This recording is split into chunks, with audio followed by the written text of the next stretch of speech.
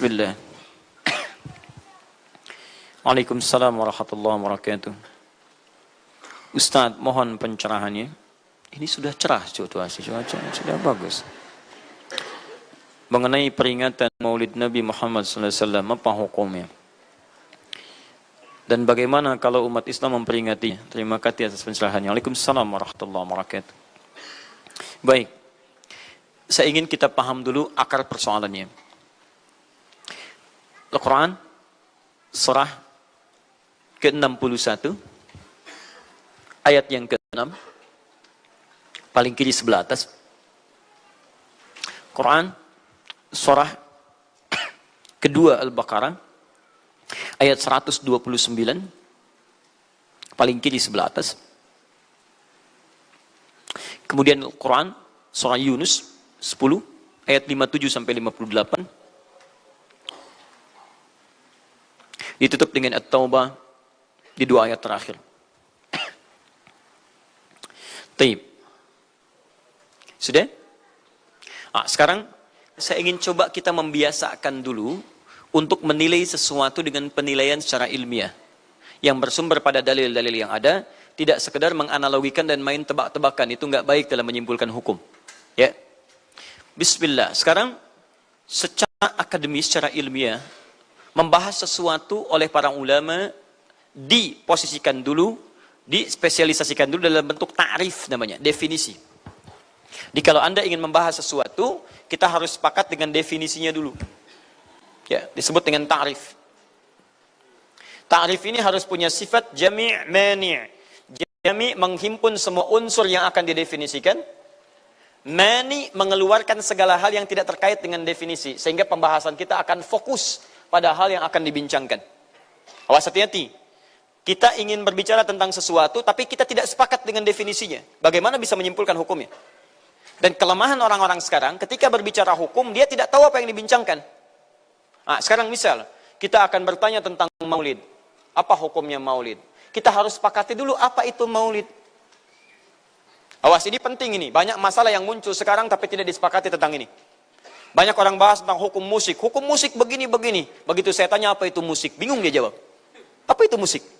Anda mesti sepakat dulu musik itu apa. Di zaman Nabi apa yang disebut dengan musik. Zaman sekarang apa yang disebut dengan musik. Ketika Nabi menyampaikan hukum musik, apa yang dimaksudkan oleh musik di situ. Kalau antum paham tentang definisinya, maka keluarkan turunan hukumnya. Maka lebih mengerti di situ. Nah sekarang maulid. Apa itu maulid? Sekarang begini.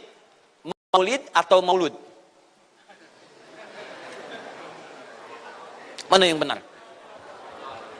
Bukan Allah alam, harus dicari kita. Mana maulid atau maulud? Antum sibuk menilai, ini maulid tidak benar. Oh, jadi yang benar maulud. Maulud juga tidak benar. Masya Allah. Apa maulid? Apa maulud?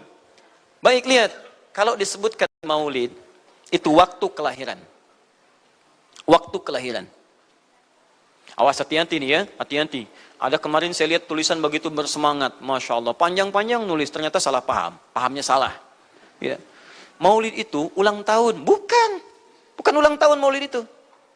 Bukan ulang tahun, bukan peringatan ulang tahun maulid itu. Ingat baik-baik, kalau pakai peringatan itu pakai Idul Milad, ya, hari kelahiran, peringatan hari kelahiran, ulang tahun.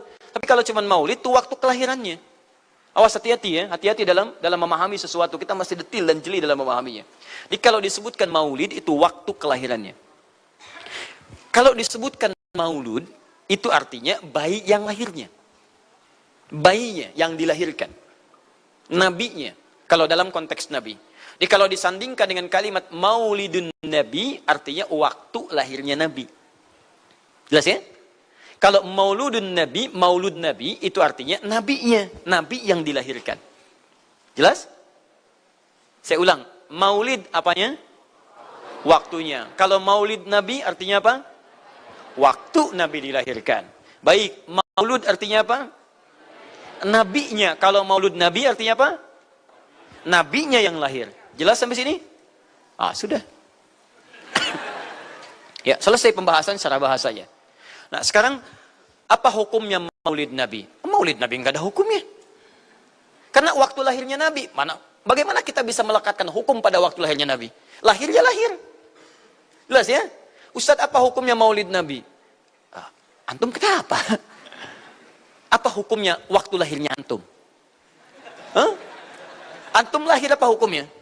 Kapan antum lahir? Ustaz, kapan antum lahir? 11 September. Apa hukumnya? Apa hukumnya? Apa hukumnya saya lahir? Lahir ya lahir. Jelas ya? Jadi kelahiran seseorang itu nggak ada hukumnya. Qadar Allah yang menjadikan dia terlahir. Dan dengan kelahiran itu dia punya misi dalam kehidupan. Mencari bekal untuk kembali kepada Allah subhanahu wa ta'ala. Jadi kalau bertanya hukum kelahiran seseorang, lahir ya lahir. Nggak ada hukumnya di situ.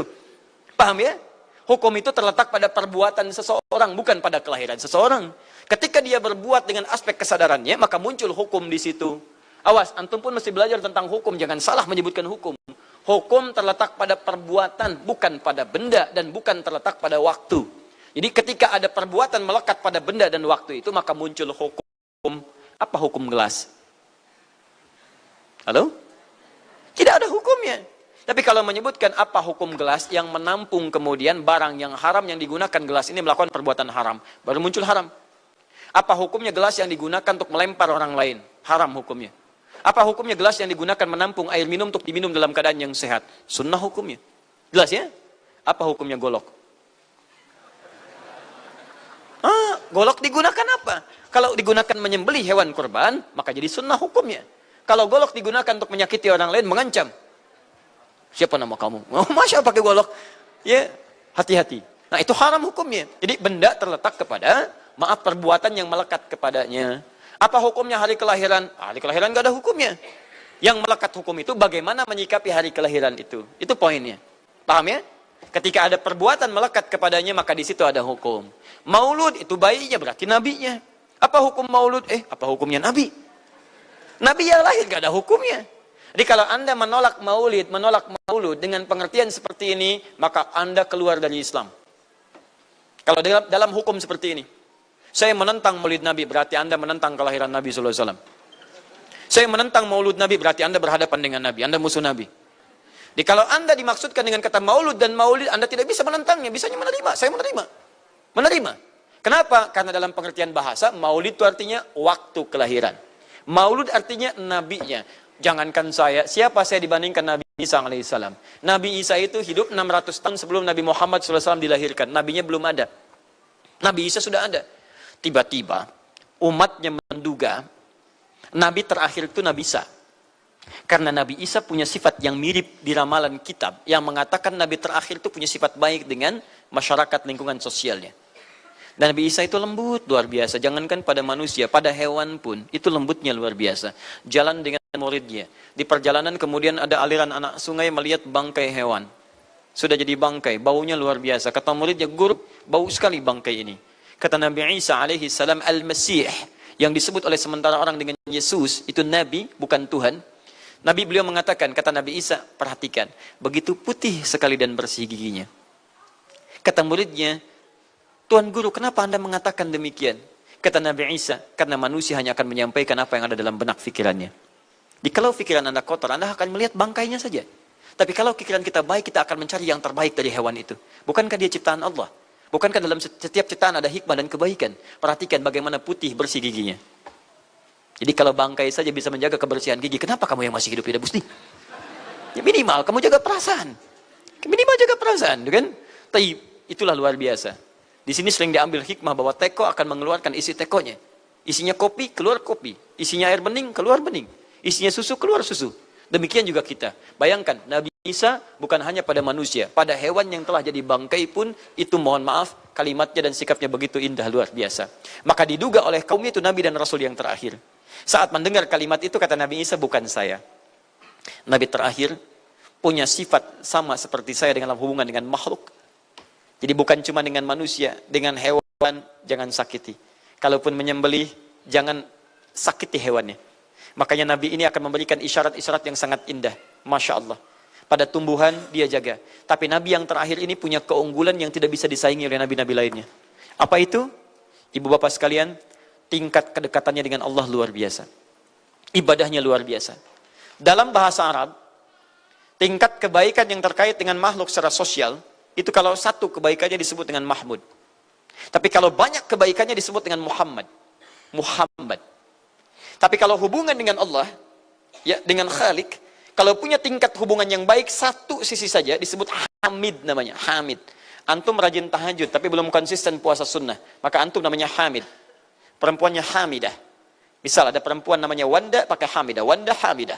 Ya, itu artinya yang dekat dengan Allah.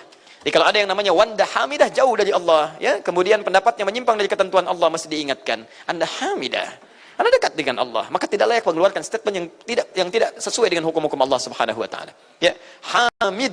Awas, Hamid, nama Anda Hamid. Misal namanya Fahmi, Masya Allah. Hamid Fahmi Zarkashi, Masya Allah. Itu artinya hubungan dekat dengan Allah Subhanahu Wa Taala. Perempuannya Hamid, laki-lakinya Hamid, perempuannya Hamidah, Masya Allah. Paham sampai sini? Kalau bentuk superlatif, banyak ibadahnya, tahajudnya, sedekahnya, puasanya, segalanya, maka Masya Allah berubah kalimatnya. Dari kata Hamid jadi Ahmad. Ahmad. Maka Nabi Isa tidak menyebutkan kalimat Muhammad, tapi menyebutkan kalimat Ahmad. Karena kalau disebutkan kalimat Muhammad, nilainya serupa dengan beliau. Punya nilai kebaikan yang sama. Nabi Isa baik pada hewan, Nabi Muhammad baik pada hewan. Kata Nabi, lihat, kalau Nabi Isa sudah jadi bangkai. Nabi Muhammad ketika hewan akan disembelih pun, disembelih. Kata Nabi, jangan sakiti dalam penyembelihannya. Tajamkan dulu pisaunya. Ketika menyembelih, jangan lakukan berkali-kali. Kata Nabi, tajamkan, begitu anda kemudian sembelih, seketika selesai. Cari urat yang membuat cepat darahnya keluar. Nabi itu. Dan dalam menajamkan itu, antum jangan memperlihatkan depan hewannya. Tidak boleh. Kandidat selanjutnya, siap-siap ya. Masya Allah, tidak boleh. Awas saat kurban tuh. Kadang suka lupa antum tuh. Ya dibawa sini, ini masih begini-begini tuh. Itu menyakiti hewan secara psikologis. Nggak boleh, nggak boleh. Ya, awas ya. Taib. Tumbuhan, lihat. Tumbuhan. Nggak boleh dalam keadaan perang itu kan luar biasa dahsyat. Emosi memuncak, segalanya ada. Tapi Nabi katakan, jangan rusak tanaman. Dahsyat, cuma dalam Islam. Itu yang 212 tahun lalu itu, Masya Allah, nggak ada yang injak rumput, nggak injak macam-macam. Ya, itu yang kameramen yang injak rumput tuh. Ya, kameramen injak rumput tuh. Yang kameramen begitu diinjak, dimunculkan di media gitu kan. Wah, tapi lihat betapa rapi, bersih. Itulah Islam. Tapi jangan cuma 212 saja. Ya, 312, 412, 484 dan sebagainya. Jadi, semua yang ada setiap hari kita jaga. Ada tumbuhan, jaga. Yang praktekkan negara lain. Di New Zealand ada tumbuhan, antum sedang ngidam. Papa pengen daun itu, tunggu sampai jatuh. Gak bisa diambil. Begitu diambil, denda. Padahal yang punya teorinya Islam. Tapi hubungan dengan Allahnya itu bukan Muhammad, tapi Ahmad. Makanya Nabi Isa mengatakan, wa mubasysyara bi rasulin ya'ti min ba'di ismuhu Ahmad. Saya kasih kabar gembira. Rasul terakhir bukan saya. Tapi seseorang yang nilai ibadahnya lebih daripada saya. Jaminan surganya sudah ada. Bahkan turun surah kepadanya. Inna a'tainakal kautsar. Dirinya dijaga dari kesalahan, maksum. Sifatnya luar biasa baik. Tapi itu tidak menghentikan dia untuk mendekat kepada Allah dengan sifat yang luar biasa. Kata Sayyidah Aisyah di Al-Bukhari, nomor hadis 2010 sampai 2012. Ya Rasulullah, alam takun ma'suban. Alam takun madmunan. Lima hakadha. Kenapa sampai bengkak-bengkak begini anda tahajud? Bukankah anda dijamin masuk surga? Dijaga dari kesalahan. Apa kata Nabi? Afala akunu abdan syakura. Apa aku nggak boleh jadi hamba yang bersyukur kepada nikmatnya Allah Subhanahu Wa Taala. Tahajudnya sampai bengkak. Nabi, Rasul, ahli surga, dijaga dari kesalahan, tidak ada hisabnya, masih mau tahajud sampai bengkak kakinya. Ditanya oleh istrinya, kenapa sampai begini? Kata beliau, ringan saja. Nggak boleh aku bersyukur. Masya Allah, ada orang Nabi bukan, Rasul bukan. Surga belum ada jaminan, amal berantakan, hisab menegangkan. Masya Allah, bangun mata bengkak. Kaki biasa. Tahajud tidak subuh lewat. Ini Masya Allah. Cita-cita surga Firdaus. Luar biasa. Makanya Nabi Isa mengatakan Ahmad bukan Muhammad. Dan ini bukan isyarat Nabi baru. Karena nama yang melekat pada Nabi terakhir semuanya sifat. Bukan nama zat. Ini bukan melegalkan ada seorang bernama Nabi baru datang kemudian namanya Ahmad. Bukan. Kata Nabi, saya Nabi terakhir. La Nabi ya ba'di, nggak ada Nabi setelah saya. Jadi nggak ada istilah Ahmadi. Pengikut Ahmad nggak ada. Ya, dalam arti pengikut Nabi Muhammad sallallahu alaihi wasallam. Yang jadi clue persoalan kita terkait dengan pertanyaan ini, Anda bisa bayangkan, Nabi Isa 600 tahun sebelum lahirnya Nabi Muhammad sallallahu alaihi wasallam. Perhatikan, ikutan bahagia dengan kelahiran Nabi. Sampai kebahagiaannya diungkapkan pada umatnya. Saya kasih kabar gembira ya. Nggak mungkin orang kasih kabar gembira perasaannya sedih. Kenapa saya kasih kabar gembira? Nggak ada. Kasih kabar gembira itu dalam keadaan bahagia hatinya. Kalaupun menangis, tangisan kebahagiaan. Anda bisa bayangkan, Nabi, Rasul, mukjizatnya hebat. Sekali usap, penyakit sembuh. Menghidupkan orang mati, keduanya dengan izin Allah Subhanahu Wa Taala. Bahagia dengan kelahiran Rasul Sallallahu Alaihi Wasallam. Antum Nabi bukan, Rasul bukan. Maaf, tidak punya mukjizat seperti Nabi Isa. Mayat dipanggil-panggil nggak bangun, diusap penyakit makin sakit. Tuh, lalu antum tidak bahagia dengan kelahiran Nabi, antum siapa? Nabi Isa aja bahagia, masa antum bukan Nabi tidak bahagia? Dan hebatnya, ada orang bisa bahagia, nabinya belum lahir. Biasanya sifat bahagia dalam kelahiran itu setelah bayinya lahir, bukan sebelum lahir. Alhamdulillah, alhamdulillah. Akhi, kenapa antum? Alhamdulillah, saya punya anak laki-laki, namanya Abdurrahman. Kapan? Nanti setelah menikah. Ini Masya Allah. Nikah aja belum, kenapa bisa memberikan kabar gembira? Antum kenapa, akhi? Itu lihat, akhi boy tiba-tiba seperti itu. Orang bingung. Akan bubar pengajian kalau ustaznya begitu. Ya. Jadi, mustahil ada orang memberikan kabar gembira ketika bayinya belum lahir. Tapi kemuliaan Nabi Muhammad SAW menjadikan seorang Nabi Isa belum lahir, nabinya sudah merasakan gembira dan memberikan kebahagiaan pada umatnya. Kalau bukan Nabi Muhammad, mustahil. Ada kemuliaan tersendiri bagi Nabi Muhammad SAW. Setiap Rasul menantikannya. Nabi Isa menantikan. Masa antum tidak menantikan itu? Jadi kalau ada orang menolak maulid dalam arti waktu kelahirannya, maka dia telah ingkar pada Nabi Muhammad SAW. Maulud Nabi Ibrahim AS. Antum kenal Nabi Ibrahim? Oh, Masya Allah. Luar biasa.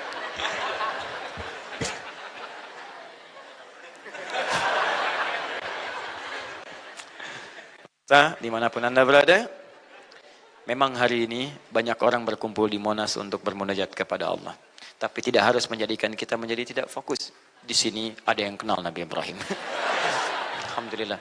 Nabi Ibrahim, Nabi Ismail alaihissalam, keduanya meninggikan bangunan Ka'bah. Setelah selesai bangunan Ka'bah ditinggikan, keduanya berdoa di samping Ka'bah. Apa doanya? Doa maulud. Lahirnya, bayinya. Nabi terakhir yang lahir di samping Ka'bah, yang ditinggikan oleh keduanya. Ya. Wa idh yarfa'u Ibrahimul qawa'ida minal baiti wa Ismail, ayat 127-nya. Setelah selesai meninggikan bangunan pondasi Ka'bah ini, keduanya berdoa di samping Ka'bah. Di antara doanya ayat 129-nya. Rabbana wab'ath fihim rasulan minhum yatlu 'alaihim ayatika wa yu'allimuhumul kitab wal hikmah wa yuzakkihim innaka antal azizul hakim. Ya Allah, mohon utus seorang rasul dari kalangan mereka di tempat ini yang lahir di sekitaran ini. Jadi ada rasul yang lahir di dekat sekitaran Ka'bah. Hasil penelitian, tidak ada rasul satupun yang lahir di dekat Ka'bah kecuali Nabi Muhammad SAW.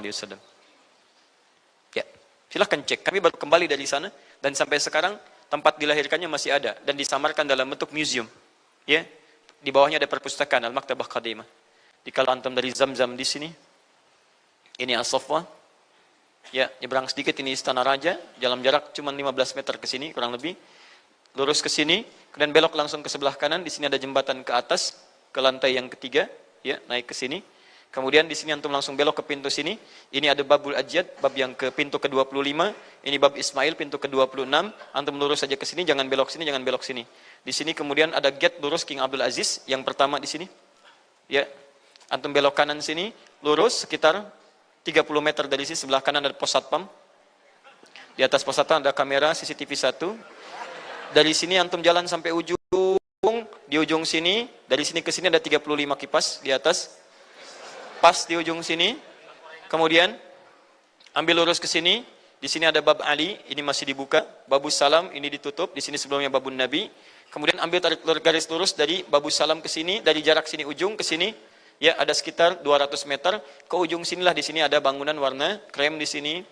Di sampingnya ada tempat ngambil air Zam-Zam dengan menggunakan keran. Jadi kalau punya girigen, ingin ngambil banyak, jangan nyusahin orang ngambil di, misalnya di termos-termos yang besar itu. Ngambil dari sini, itu ada keran langsung. Dan gratis di situ. Ya, beli kompannya sekitar 5 real, untuk ambil dari situ, masukkan airnya, bisa bawa ke hotel. Isi kapan bolak-balik di sini. Sampingnya persis, ini tempat Nabi dilahirkan. Ini maulud Nabi, bayinya lahir di sini. Ya, bayinya lahir di sini. Cuman disamarkan oleh pemerintah kerajaan Arab Saudi, supaya tidak dikultuskan tempat ini. Karena begitu pernah ada yang tahu ini, banyak salah ibadah. Kan Ka'bahnya di sini, sholatnya ngadep ke sini. Betul Pak, Bu, pernah terjadi. Makanya kalau antum lihat, dari ujung saya sudah kelihatan. Dari ujung sudah ada di sini warna biru. Ya, ada tulisan di situ, ada gambar dicoret. Ada gambar orang sedang rukuk ke situ. Ada sorban dan sebagainya. Ada tulisan di situ, jangan beribadah menghadap ke sini. Karena ini bukan kiblat, haram hukumnya. Dan ditulis dengan menggunakan bahasa Arab, bahasa Inggris, bahasa Urdu, plus bahasa Indonesia. Artinya, ada orang Indonesia juga yang salah ke sini. Ya. Kalau tidak, mustahil ditulis pakai bahasa Indonesia. Nggak ada tulisan bahasa Cina, bahasa Jepang, dan yang lainnya. Ya.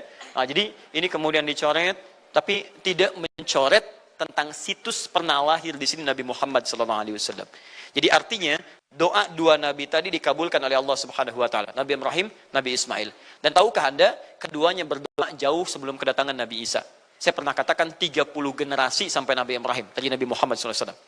Muhammad SAW bin Abdullah, bin Abdul Muttalib, bin Hashim, bin Abdul Manaf, bin Qusay, bin Murrah, bin Kilab, bin Ka'ab, bin Ghalib, bin Fihir, bin Malik, bin Nadar, bin Kinana, bin Khuzaimah, bin Mudrikah, bin Ilyas alaihissalam, bin Nizar, bin Mudar, bin Ma'ad, bin Adnan, bin Addi, bin Adri, bin Muqawwam, bin Nahur, bin Tarikh, bin Ya'ruf, bin Yasjub, bin Nabit, bin Ismail alaihissalam, bin Ibrahim alaihissalam. 30 generasi. Ulangi Mas Boy. 30 generasi. Dari Nabi Ibrahim sampai Nabi Ismail alaihi wassalam, ya sampai kemudian ke Nabi Muhammad sallallahu alaihi wasallam. Anda bisa bayangkan nggak? Dua orang nabi, dua orang rasul. Gelar yang pertama Ibrahim alaihissalam Khalilullah, yang paling dekat dengan Allah. Jaminan surganya ada. Nabi Ismail disebut dengan gulamun halim oleh Al-Quran, yang paling perasa, yang paling dekat dengan Allah Subhanahu wa taala. Dua orang nabi paling dekat dengan Allah, disayang Allah, dijamin masuk surga. Inspirasi kisahnya sampai kita ke sekarang mendoakan kepada Allah tentang maulud Nabi, sehingga lahirnya Nabi Muhammad SAW 30 generasi setelahnya. Antum, Nabi bukan, Rasul bukan, tidak sedekat keduanya dengan Allah, jaminan surga nggak ada, hisab menegangkan, amalan berantakan. Kisah hidup antum belum tentu jadi inspirasi di masa depan. Sekarang pun tidak. Tiba-tiba antum menolak maulud, antum siapa? Kalau antum menolak maulud, berarti antum menolak Nabi SAW. Dalam pengertian baiknya. Jelas ya? Jadi kalau kemudian ada disebutkan maulid dan maulud, itu artinya maulid waktu kelahiran, maulud bayi yang dilahirkan.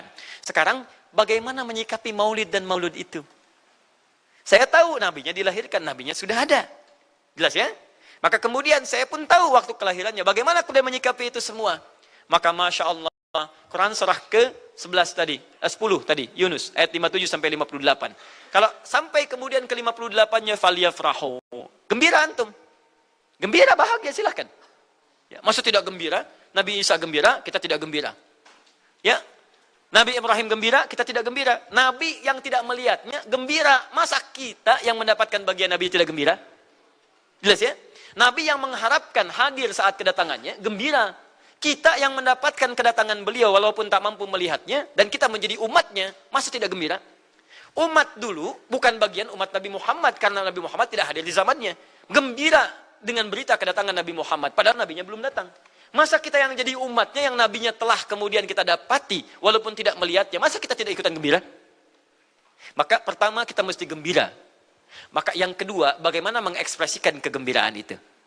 Maka contoh-contoh dari Nabi SAW, bagaimana mengekspresikan kegembiraan-kegembiraan dengan Nabi SAW itu, pertama Nabi sendiri menyikapi hari kelahirannya dengan berpuasa. Di hari Senin. Jelas ya? Ini bagi Nabi sendiri pribadinya. Nanti jadi hukum untuk kita. Maaf, saya akan tafsirkan lebih luas karena ini jadi hukum-hukum turunan. Ketika Nabi puasa di hari Senin ditanya, "Ya Rasulullah, kenapa engkau puasa?" Kata Nabi, "Dzaka yauma wulidtu." Bima makna? Ini adalah hari aku dilahirkan. Hari aku dilahirkan. Jadi ini hukum kelahiran. Kalau antum misalnya masuk pada hari dilahirkan, boleh antum ikuti sunnah Nabi SAW. Apa sunnahnya? Puasa. Puasa. Kenapa puasa? Nabi SAW mencontohkan puasa. Hari Senin beliau puasa. Ketika antum puasa Senin, bukan cuma puasa sunnah, tapi ada nilai di situ. Nah, kalau hari lahirnya antum bertepatan dengan hari yang tidak diperkenankan puasa, seperti Jumat misalnya, hari kita bahagia, maka kata para ulama, ambil hikmah dari nilai puasa itu. Puasa itu kan dua hikmahnya. Satu, meningkatkan ibadah yang baik. Kedua, mencegah maksiat. Silahkan cek, bukankah saat puasa ibadah antum meningkat? Silahkan cek, saat puasa. Jangankan yang fardu, yang sunnah dikejar kan? Jangankan koran yang dibaca, Al-Quran dibolak-balik. Maksiat ditekan, tidak ada orang puasa maksiat. Tidak ada. Ya, bahkan pelaku maksiat pun saat puasa, libur maksiatnya. Minimal takut batal puasanya. Jangankan maksiat, maaf, mencela orang pun dia tahan. Berdusta dia tahan. Jam 5 bu, tinggal 1 jam mau buka, dicela orang habis-habisan. Oh, nggak balas dia. Kenapa nggak balas? Kan biasanya antum keras. Habis maghrib. Oh, habis maghrib. Luar biasa. Habis maghrib tuh. Begitu maghrib lupa. Habis maghrib lupa. Ya, kenapa? Dia jaga. Jadi hikmah orang puasa itu kalau sudah puasa, ibadahnya meningkat, maksiatnya hilang. Jadi kalau antum ikut rajin puasa, ibadah tidak meningkat, maksiatnya tetap ada. Ada yang salah dengan puasa antum. Makanya ketika datang hari kelahiran, sebetulnya yang paling tepat, kalau antum bertepatan dengan waktu-waktu sunnah puasa, antum puasa. Senin antum puasa. Tapi kalau tidak bertepatan dengan waktu itu, hikmah puasa yang antum ambil. Antum koreksi diri sampai dengan hari kelahiran itu, berapa banyak ibadah sudah antum kumpulkan, berapa maksiat antum harus tangisi. Itu hikmah terbesarnya. Bukan rame-rame. Tiup lilinnya. Masya Allah, lilin ditiup, maksiat terus muncul. Apa faedahnya? Kasihan lilin tuh, udah dibakar, ditiup, kan? Antum yang salah. Paham ya, teman-teman sekalian? Nah, sekarang bagaimana para sahabat menyikapi kelahiran Nabi sallallahu alaihi wasallam, kedatangan Nabi sallallahu alaihi wasallam, dan menyikapi keberadaan Nabi sallallahu alaihi wasallam. Bukan cuma lahirnya, tapi setiap kedatangannya. Nabi datang dari Madinah, dari Mekah ke Madinah disambut oleh para sahabat yang ada di sana. Nabi datang dengan perang Tabuk, dari perang Tabuk disambut oleh para sahabat di sana. Tala al-badru alaina min thaniyatil wada'i, wajaba syukru alaina mada'alillahi da'i. Masya Allah, disambut dengan madid. Bukti kesenangan mereka kepada Nabi sallallahu alaihi wasallam. Ada yang memuji Nabi sallallahu alaihi wasallam seperti Hasan bin Thabit, buat puisi-puisi memuji Nabi. Seperti Zuhair bin Abi Salma, tadinya musuh Nabi, begitu masuk Islam memuji Nabi sallallahu alaihi wasallam. Ada yang lagi kemudian menghormati Nabi dengan kedatangannya, dengan mengikuti Nabi kemanapun. Nabi mencontohkan, amalkan. Nabi mengajarkan, ikuti. Masya Allah. Begitu Nabi meninggal, diabadikanlah kemudian nilai-nilai penghormatan itu. Ada yang menulis sejarah tentang Nabi. Ada yang menulis pujian kepada Nabi dalam bentuk sholawat. Ada yang menulis tentang amalan-amalan Nabi. Ada yang menulis tentang pengajaran-pengajaran Nabi. Dikumpulkan dan sampailah itu kemudian kepada kita semuanya. Dan itulah cara terbaik menyikapi tentang maulud dan maulid. Apa cara terbaiknya? Keluarkan ayat-ayat Qur'annya. 1. Quran surah ke-33 ayat 21-nya. Laqad kana lakum fi Rasulillahi uswatun hasanah. Sungguh ada pada diri Nabi sallallahu alaihi wasallam suri teladan terbaik untuk kita. Maka jika antum misalnya hadir momentum kelahiran Nabi sallallahu alaihi wasallam, maaf, biasanya kalau ada momentum-momentum tertentu orang bersemangat untuk mengingatnya. Silahkan cek. Hari pahlawan, ingat para pahlawan. Hari pahlawan berakhir, tidak ingat lagi. Hari kemerdekaan, ingat sampai pinang dipanjat-panjat. Ya, begitu dipanjat, kenapa panjat pinang? Masya Allah, menghormati pahlawan. Hari pahlawan sampai naik panjat pinang. Luar biasa. Ada yang tarik tambang, ya, menghadirkan energi para pahlawan. Antum bisa bayangkan, momentumnya ada, begitu hilang itu semua, tiba-tiba hilang lagi kemudian ingatan kita. Artinya, selalu ada momentum untuk mengajak kita mengingat sesuatu. Begitu Ramadan, ingat lagi amalan. Hilang Ramadan, hilang lagi kemudian amalan. Nah, jadi apa yang terbaik dihadirkan? Ketika ada momentum itu, maka para ulama kemudian mencoba untuk menampilkan nilai-nilai tadi untuk mengembalikan kita pada tuntunan Nabi sallallahu alaihi wasallam. Maka ditulislah kemudian sirah-sirah Nabi, disampaikan untuk mengenalkan Nabi Muhammad sallallahu alaihi wasallam. Mumpung mereka ingat, disampaikanlah pengajaran-pengajaran tentang Nabi. Disampaikan ada pujian-pujian salawat kepada Nabi. Kalau yang dimaksudkan tentang nilai-nilai ini, maka dari dulu sudah ada. Sudah ada.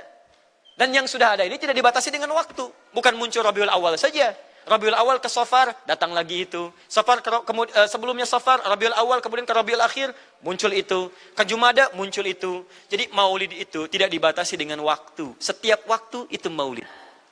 Maulud tidak dibatasi dengan waktu. Setiap waktu itu maulud. Tapi kalau ada momentum bersamaan dengan waktu kelahirannya, kemudian kita hidupkan untuk mengenal kepada Nabi, dalam bentuk yang tadi disunahkan dalam Al-Quran dan Sunnah, itu tidak ada masalah. Yang ada masalah itu adalah ketika menghadirkan hal-hal yang bertentangan dengan Al-Quran dan Sunnah Nabi Sallallahu Alaihi Wasallam. Misal, maaf, dulu orang sudah terbiasa mengkaji tentang Nabi, menyampaikan risalah Nabi. Kemudian diisi misalnya, maaf, dengan hal-hal yang bertentangan dengan keadaan-keadaan Nabi. Misal, saya ingin mengajarkan tentang Nabi, tapi ketika mengajarkan tiba-tiba mengatakan pada saat ini Nabi pun datang bergabung bersama kita. Itu yang tidak kita sepakati. Jelas ya? Misal yang kedua, antum nih, mohon maaf, kerja di instansi. Bertepatan dengan Maulid Nabi, kita adakan peringatan. Padahal antum cuma ingin mengeluarkan anggaran saja dari situ. Itu bid'ah. Bid'ah. Mengeluarkan anggaran, sekedar hanya ingin dapat anggaran untuk dalam momentum Maulid Nabi, itu yang bid'ah. Maulid bukan makan-makan. Jadi kalau antum mengadakan Maulid Nabi hanya sekedar untuk makan-makan, itu yang bid'ah. Tapi kalau antum ingin belajar menghadirkan momentum itu untuk mengisi ta'lim, sama aja dengan ta'lim kita sekarang. Apakah ada hadis Nabi mengatakan ta'lim khusus di hari Ahad jam 8 pagi sampai jam 10? Tidak ada. Jadi ta'lim kita bid'ah ini. Jadi kalau antum pahami setiap yang tidak ada contohnya itu bid'ah, Masya Allah, maka akan ada banyak bid'ah dalam kehidupan. Mushaf itu bid'ah, karena nggak ada contohnya zaman Nabi Sallallahu Alaihi Wasallam. Antum dari ujung kepala sampai ujung kaki itu bid'ah, karena antum tidak ada di zaman Nabi Sallallahu Alaihi Wasallam. Ya, jadi jangan langsung menilai bahwa setiap maulid itu bid'ah. Bukan. Kalau momentum itu ingin diisi dengan ta'lim, ingin memperkenalkan Nabi, ingin mengajarkan syariat-syariat Islam, maka itu tidak ada masalah. Itu mengamalkan petunjuk-petunjuk ayat, bukan mengkhususkan di waktu itu, bukan. Karena ta'lim itu dibuka di setiap waktu, tapi menjadikan waktu itu untuk momentum, karena setiap orang sedang ingat Nabi pada saat itu. Jelas ya? Kapan lagi kita mendapati orang ingat Nabi? Maka ajarkan itu dan pesankan pada saat itu. Teman-teman, jangan cuma pada waktu ini, setiap waktu kita amalkan ingatan kita kepada Nabi sallallahu alaihi wasallam. Makanya saya kalau diundang, Ustadz ada maulid Nabi, saya datang untuk ceramah, untuk menyampaikan pesan-pesan terkait dengan Nabi sallallahu alaihi wasallam. Adapun masalah ritual-ritual saya tidak ikutan. Makanya paham, begitu saya datang pas ceramah. Ceramah, saya berikan ceramahnya. Nabi begini, apa itu maulid? Allahu a'lam. Bukan Allahu a'lam, kan antum bikin spanduknya di sini. Apa itu maulud? Maulud. Bukan maulud. Maulud itu begini, maulid itu begini. Ketika kita terangkan, kita sampaikan, Masya Allah. Antum tahu apa yang terjadi? Mereka mulai sholat dengan baik, masjidnya mulai ramai. Besoknya tidak ada ramai-ramai lagi. Begitu ada maulid, ceramah lagi. Ternyata ceramahnya nggak sampai maulid lagi. Besoknya ceramah lagi. Ahadnya ada waktu ta'lim. Dan itulah cara terbaik untuk memberikan penjelasan kepada masyarakat untuk mencintai Rasulullah Sallallahu Alaihi Wasallam. Paham ya? Jangan seketika, ini maulid bid'ah, Masya Allah. Antum tuh bid'ah dari kepala sampai kaki. Ya. Saya luar biasa kesal. Kadang ada orang bikin perbandingan begini. Maulid Nabi, maulid. Zaman Nabi tidak ada coret. Zaman sahabat tidak ada coret. Zaman tabi'in tidak ada coret. Zaman ini ada. Lalu diserupakan, ikut-ikut ke sini. Antum kalau mengamalkan hukum seperti ini fatal. Zakat pakai beras.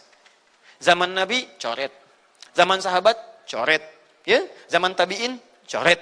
Zaman ulama coret. Zaman antum ada bid'ah antum. Cara menyimpulkan hukum bukan seperti ini. Lihat turunannya, lihat dalilnya, lihat pemahamannya, lihat turunan-turunan fikihnya. Ya, bagaimana bisa zakat pakai beras ini jadi? Padahal contoh nggak ada. Dalil nggak spesifik. Ayo coba temukan. Nabi zakat pakai beras. Temukan.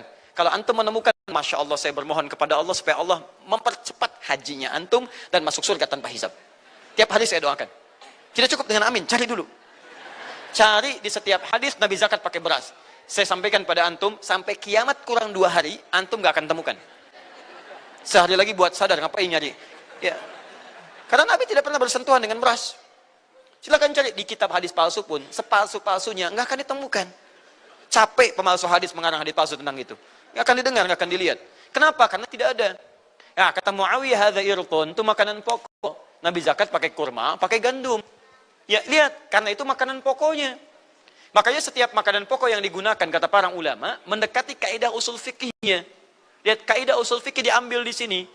Setiap yang punya keserupaan dengan itu, sekalipun teksnya tidak jelas langsung menunjuk, itu ada isyarat, namanya qarinah namanya. Kalau ada isyarat menunjukkan kepada itu, maka boleh digunakan sebagai alternatif lain dari makanan pokok yang tidak didapati di masa kita dengan generasi yang berbeda. Tapi kalau makanannya sama di setiap generasi, dia zakatnya pakai itu. Makanya orang Arab sampai sekarang pakai kurma, ada yang pakai gandum. Kita makanan pokoknya bukan itu. Antum makanan pokoknya apa? Beras, Masya Allah, beras. Baik pemirsa, beras itu makanan pokok bagi hewan yang bertembolok. Ya? Ayam, bebek itu beras. Baik, makanan kita nasi. Dan nasi bersumber dari beras. Baik, nasi bersumber dari beras. Jadi kalau kita ingin zakat pakai beras, boleh tidak? Nah, lihat bagaimana cara pendekatannya. Dalil belum ditemukan aslinya. Seperti maulid tadi, menyikapi dengan taklim macam-macam, nggak ada nas aslinya. Tapi korinahnya ditemukan, sama-sama makanan pokok, sama-sama taklim, sama-sama meminta untuk ikut ajaran, sama-sama mereka ingat tentang Nabi SAW. Maka semua hukum itu kita terapkan, jadilah hukum terapan dalam kehidupan kita. Paham? Dan itu tidak disebut dengan bid'ah. Jelas ya? Subhanakallahumma wa bihamdika asyhadu an la ilaha illa anta astaghfiruka wa atubu ilaik. Wa akhiru da'wana alhamdulillahirabbil alamin. Wal 'afu minkum. Assalamualaikum warahmatullahi wabarakatuh.